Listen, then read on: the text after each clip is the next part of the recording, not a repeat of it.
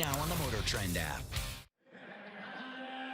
Well, just before we went to our commercial break, Steve Davis was talking about this car. It's a 1999 Shelby Series 1 convertible, and he pointed out he was part of the development team for this car.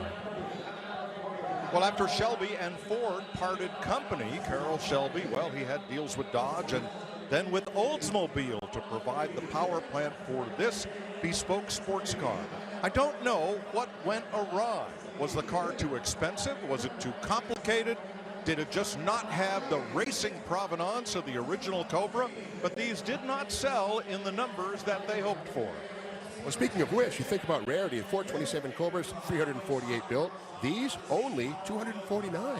But then again, keep in mind, for the year 2000, government regulations regarding side impact, all those things got stricter. So I'm thinking part of the reason these were discontinued was that. And I know they built some of these after the fact as kits. You had to power them, so maybe that's how they got away from the trouble with the Gov. That's basically because they had parts left over from the original run. I think there were a couple problems. First off, the car came in heavier than I think they were originally anticipating the car was going to be.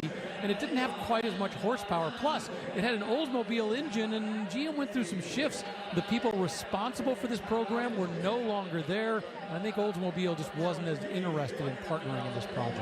But now, all that said, now they are coming back into their own as collectibles. We're at $77,000. A real 427 Cobra, like Steve mentioned, would be 10 times this price. So if you want a genuine, real Shelby, well, here you go. And the reality is the only full real Shelby, the only car built, designed from top to bottom. And yes, it's got an Oldsmobile engine in it, but it's not a car they took from someplace else and modified. Well, that's right. These things are entirely made, the castings, the aluminum, all. It's not a kit car. And this one's not supercharged, which might be holding it back a bit. We will see a supercharged Series 1 sell tomorrow. With Carroll, phenomenal cars, 50-50 weight distribution, Aurora powered. This car is worth a whole lot more money. Somebody's got a heck of a buy. Don't miss it. 72. And that is Steve Davis, who bleeds Ford blue when he's not wearing his hat as president of the Barrett Jackson Auction Company. And it sells $70,000 for a Shelby Series 1. Time to check in with Amanda Busick. Well, Rick, thanks to this extra long hood on